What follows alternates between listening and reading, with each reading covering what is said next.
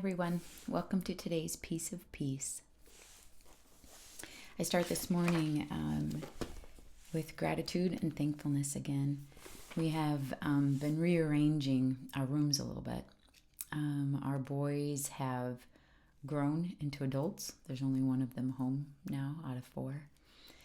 And we've been taking their adolescent rooms and changing them into more adult living spaces and making them like spare rooms for guests or somebody, or for the guys when they come back. So and in that pondering, I'm writing out to God just how my heart, as a mom, and watching these guys just grow into incredible men, and then just reminiscing about what it was like when their cheeks were really chubby and their thighs were like Michelin tire leg men, and found some pictures of just my youngest when he was just like a cherub, and just reminiscing over those times of gratitude of being able to be a mom, gratitude of having 4 boys, and how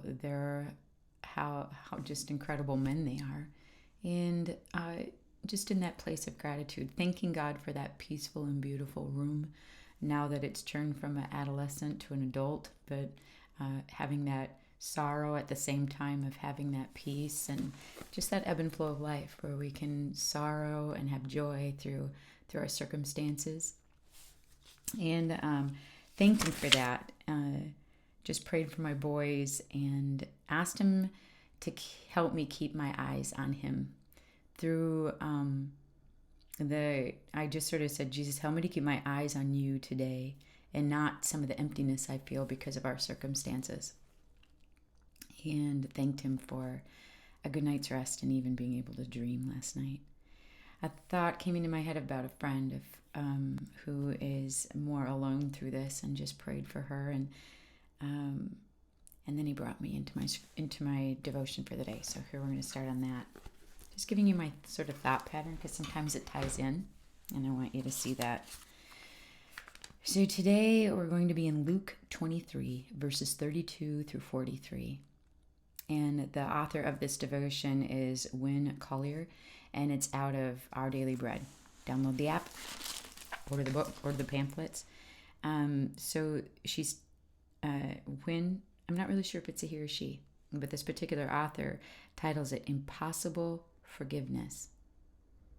God's been kind of working on me in this area where he's been sort of showing how I have, just maybe not even unconsciously held a judgment, or my perception as being truth, and held a person in my judgment or my criticalness or my unforgiveness if there's been a betrayal. And he just keeps reiterating to me, you're holding these people hostage in your unforgiveness. And it seems to be the theme of what he's sort of, I guess, dredging up in my spirit in this season, is just how much I've actually done this, and how much I've lived in that worldly perspective of functioning under my perceptions being truth, and what judgments and criticalness I've placed on things because of that. So, and true to his nature, it's not like there's just this one time that I'm going to, I understand that, now I'm absolved and I'll function in a different way. No, it's like he keeps revealing to me how you keep doing this and how deep-seated it is. And it's like he's getting in there. We had talked many weeks ago about how he's the gardener of our heart and he likes to weed out stuff. Well, I feel like this has got a tree trunk of a root in me, and he's he's augering it out is what it kind of feels like. And painful, incredibly painful. I don't care to keep people hostage in my unforgiveness. So this is titled Impossible Forgiveness, and immediately my heart starts to go sink, because I'm just like, you're going to be talking to me again about this issue, aren't you? And here I am thanking God for my children and thanking God for things, and then my next word to him was, please help me. And I'm going to go back to it. Jesus, help me to keep my eyes on you and not the emptiness I feel. Because in that emptiness, I can project things, or my perceptions can be off. So anyway, so here we go. Luke 23:32-43. He says, and this is at the time when Jesus' crucifixion. So he's being crucified. On each side of him, there's a criminal who's dying, who's being crucified as well. One on his left, one on his right. 2 other men, both criminals, were also led out with him, Jesus, to be executed. When they came to the place called the Skull, there they crucified him along with the criminals, one on his right and the other on his left. Jesus said, "Father, forgive them, for they do not know what they are doing."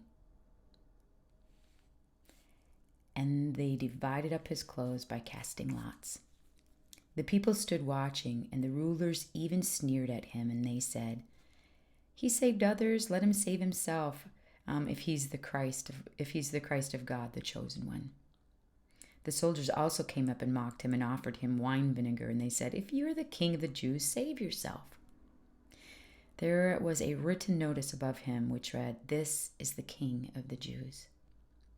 One of the criminals who hung there, that he hurled insults at him.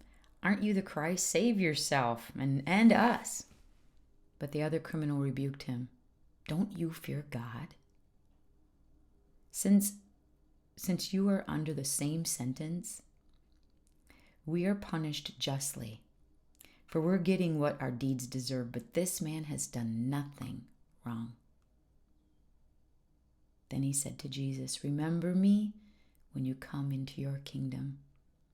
And Jesus answered him, "I tell you the truth, today you will be with me in paradise." The fact that Jesus says, "Forgive them, for they do not know what they do." I don't think I've ever sat there when I'm being betrayed or having insults hurled at me or someone judging me or even my perception of someone judging me.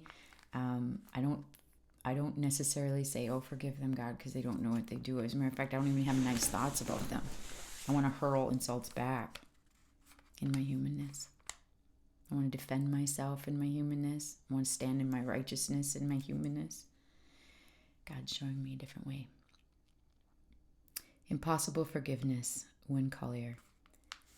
Liberators found the following paper crumpled among the remains of the Ravensbrück concentration camp, where the Nazis exterminated nearly 50,000 women. "O Lord," this is what the note said, "O Lord, remember not only the men and women of goodwill, but also those of ill will. But do not remember suffering they have inflicted upon us. Remember the fruits we brought thanks to this suffering. Our comradeship, our loyalty, our humility, the courage, the generosity, the greatness of heart, which has grown out of all of this. And when they come to judgment, let all the fruits that we have borne be their forgiveness." Can you imagine this? This is a woman in a concentration camp asking that all the good that they were learning through this traumatic circumstance, all the good that God was bringing about in their lives, she wanted that to be what God focused on in the time of judgment, not their ill behaviors. I have not had that kind of grace. I have not had that kind of forgiveness. That's when it says impossible forgiveness. And God is just starting to weed up, auger out the roots of critical judgment or unforgiveness, because he wants to be able to use this heart of mine for better things. I can't imagine the fear and pain inflicted on the terrorized women who wrote this prayer. I can't imagine what kind of inexplicable grace these words required of her. She did the unthinkable. She sought God's forgiveness for her oppressors. I've never dealt with this kind of oppression, but I've dealt with oppression. But I've never had this kind of grace, and I pray that I can. This prayer echoes Christ's prayer. After being wrongly accused, mocked, beaten, and humiliated before people, Jesus was crucified along with two criminals, hanging with mutilated body and gasping for breath from a rough-hewn cross. I would expect Jesus to pronounce judgment on his tormentors, to seek retribution or divine justice. However, Jesus uttered a prayer contradicting every human impulse. Father, forgive them, for they do not know what they're doing. The forgiveness Jesus offers seems impossible, but he offers it to us. In his divine grace, impossible forgiveness spills free.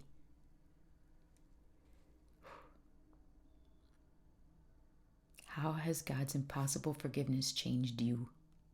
How can we help others experience true forgiveness in him? How can we extend true forgiveness through him? God, your forgiveness is strange. Your forgiveness is a strange and impossible thing. In our pain, it's hard to imagine this possibility. Help us.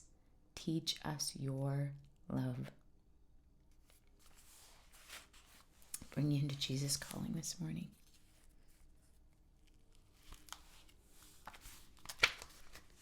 Do not search for security in the world you inhabit. You tend to make mental checklists of things you need to do in order to gain control of your life. If only you could check everything off your list, you could relax and be at peace. But the more you work to accomplish that goal, the more things crop up on your list. The harder you try, the more frustrated you become. There's a better way to find security in life. Instead of scrutinizing your checklist, focus your attention on my presence with you. I think that's going to be the way through all this emptiness, all for me anyway, in this area of rooting out that judgment or unforgiveness or criticalness, is going to be to focus my attention on his presence with me. This continual contact with me will keep you in my peace. This continual contact with me will keep you in my peace. Moreover, I will help you sort out what's important and what is not. That's what he's doing right now. What needs to be done and what does not. Fix your eyes not on what is seen, your circumstances, but on what is unseen, my presence. As I read that, I realized that he wants my eyes fixed on him, because what is seen in my circumstances, I have just this perception of, and most often it's off. And he wants my eyes on him, because then he will show me what is real, what is truth, and where I need to put my thoughts, and how I can work with him to not hold people hostage in my unforgiveness.